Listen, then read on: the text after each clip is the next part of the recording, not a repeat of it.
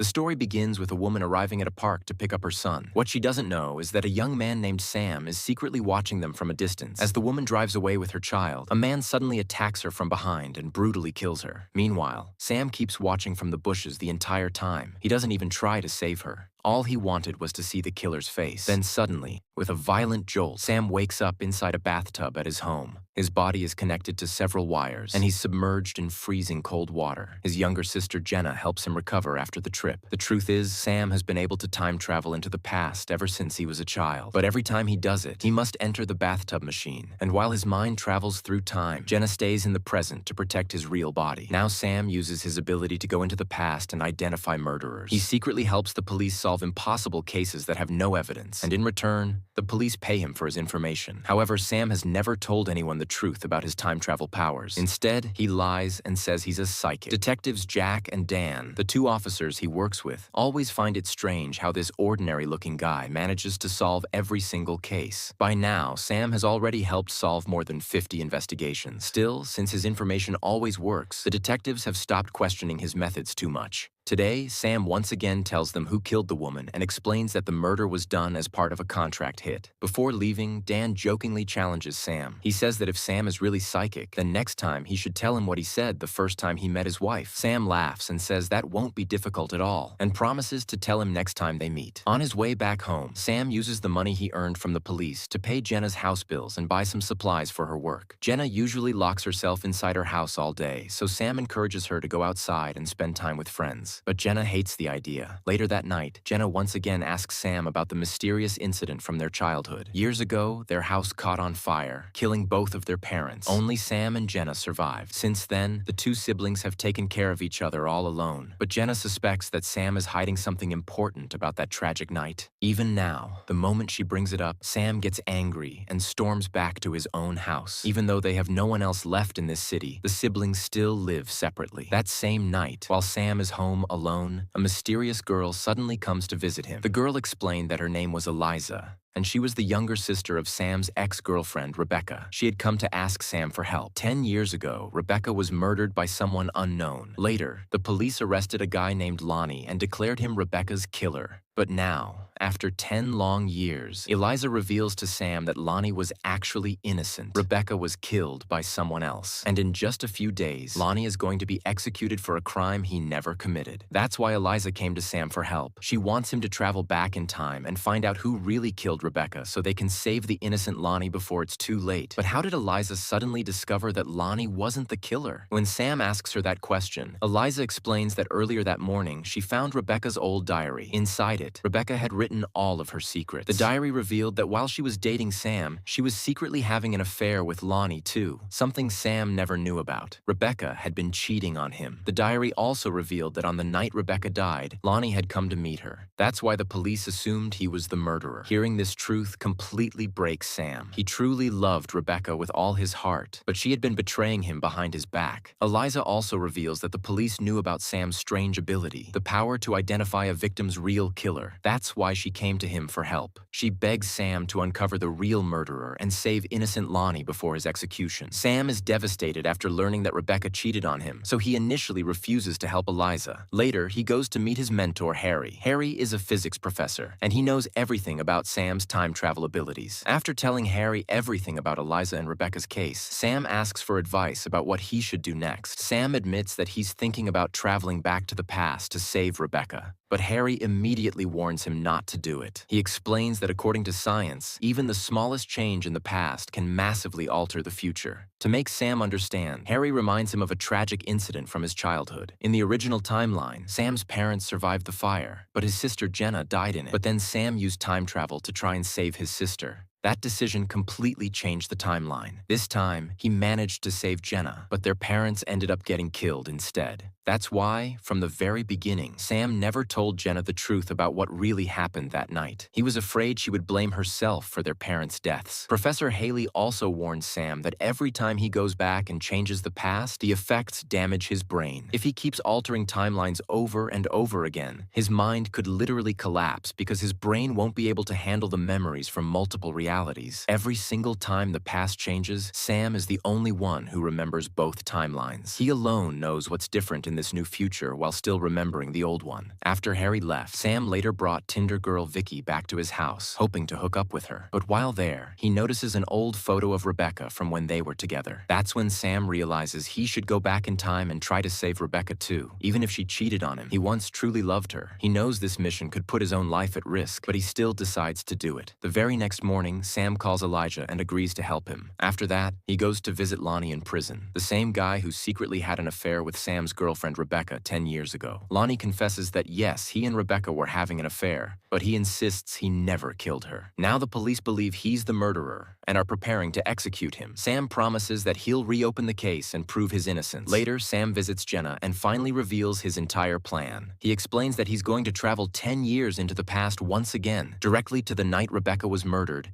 and this time he'll save her. Jenna is terrified after hearing this because changing reality again could seriously damage Sam's brain. But Sam refuses to listen. He repeats the entire process, stepping into the freezing ice water, and travels straight back to that deadly night. A short while later, someone is supposed to arrive at Rebecca's house and kill her. But outside the house, Sam suddenly spots Rebecca's younger sister Elijah, the same Elijah who came to him for help 10 years in the future. On this night, though, she's completely drunk. Sam tells her to stay inside the car because the killer is somewhere inside the house. Sam quietly sneaks in to find Rebecca. But this time, the killer comes outside first and murders Elijah instead. Hearing her screams, Sam rushes outside in panic, but he's already too late. The killer is gone. Then Sam runs back inside the house, only to discover something even worse. Rebecca has already been murdered too. His time travel didn't fix anything. It actually made things far worse. In the original timeline, only Rebecca died. But because Sam returned to the past, the killer ended up murdering both Rebecca and Elijah. Sam's attempt to change the past had completely backfired. Now Sam returns back to the present timeline. But this time, he wakes up unconscious inside a house. Because he traveled to the past, the changes he made completely altered his own future as well. In this new timeline, Sam's life is in terrible shape. He doesn't even have his car anymore. So Sam heads straight to the police station. There, he asks Inspector Dan for details about Rebecca and Eliza's case from 10 years ago. He asks if the police ever managed to catch anyone for the murders. But according to the records, the killer was never found. In fact, the police still suspect that Sam himself might have killed the two girls because he was seen near the scene that very night. And that's not all. The police reveal an even darker secret. After the deaths of those two sisters, the serial killer went on to murder 6 more people. That means Sam traveled to the past trying to stop one murder. But because of his attempt to change the timeline, 8 girls have now been killed in total. And after that, the serial killer never stopped. Sam also learns from a newspaper that Lonnie was released this time, meaning he wasn't responsible for any of the murders. So then, who is the real serial killer? Filled with questions, Sam goes to meet his mentor, Professor Harry. He tells him everything. How trying to change one event in the past has now created a much bigger disaster. So Sam decides he wants to travel back to that night once again and fix everything. But Harry warns him not to do it. He explains that going back to the same point in time twice could completely shatter reality itself. Still, Harry suggests that if Sam truly wants to find the killer, he should travel to the day of the killer's 3rd murder. That way, Sam might finally discover the killer's identity. Later, Sam goes to Jenna's house and tells her about his new plan. He says he'll travel back to the day of the killer's 3rd victim and stop the murderer right there. But Jenna refuses to support him this time. She tells him that every single time he tries to fix something, even more people end up dying than before. Even so, Sam decides to go alone without her help. He travels back to the past and secretly hides inside the house of the killer's 3rd victim, a girl named Anita. He waits there to see who will come to kill her. A little while later, as soon as Anita arrives home, a masked man suddenly attacks her. Hidden inside the closet, Sam watches everything in shock. But then it's revealed that the masked man is actually Anita's boyfriend, who was only pretending to be a joke, meaning he's not the killer. At that moment, Anita and her boyfriend discover Sam hiding inside the closet, and both of them panic in fear. Immediately after that, Sam is pulled back into the present timeline once again. But this time, he notices that his condition has become even worse. Traveling to the past again has ruined his life even further, so he goes to meet his mentor Harry once more. But surprisingly, after the future changed again, Harry has now been missing for a very long time in this new timeline. That meant Sam had accidentally changed Harry's future too, creating even more trouble not just for himself, but for Harry as well. Sam quickly rushed home and checked the details of the killer again. But this time, something had changed in the records. Sam realized that in this new timeline, the girl girl named Anita was still alive. This time, the killer had never murdered her. So Sam tracked down this version of Anita and went to meet her, hoping to find out how she escaped the killer. But according to Anita, nobody had ever tried to kill her in the first place. Instead, she suddenly recognized Sam and told him that years ago, she had found him hiding inside a closet in her house. Terrified, Anita sprayed pepper spray directly into Sam's eyes. Now Sam was completely confused. Every time he tried to fix something, his problems only became worse than before. And this time, he didn't even have his mentor Harry around to guide him anymore. Exhausted and desperate, Sam finally went to meet his sister Jenna. He told her everything, how Anita had survived in this timeline, but his mentor Professor Harry had mysteriously disappeared. Jenna reminded him that she had warned him many times not to keep traveling back into the past and changing events. Otherwise, one day his brain could suffer permanent damage. Then Jenna shocked Sam even more. She told him that maybe the serial killer responsible for all these murders was actually Sam himself. What if all the constant time travel had damaged his mind? What if one of Sam's future versions had gone back in time and started murdering all those girls? Because according to police records, before every single one of the 8 murders, witnesses had seen Sam near the victims. Now even Jenna had started suspecting him. So was the killer really some future version of Sam? Or was someone else behind all of this? The story still has some massive twists left to reveal. You'll discover how time travel can completely change a human being in the second and final part of this video. You can watch it right now by clicking the video appearing on your screen, or you will get this in the description.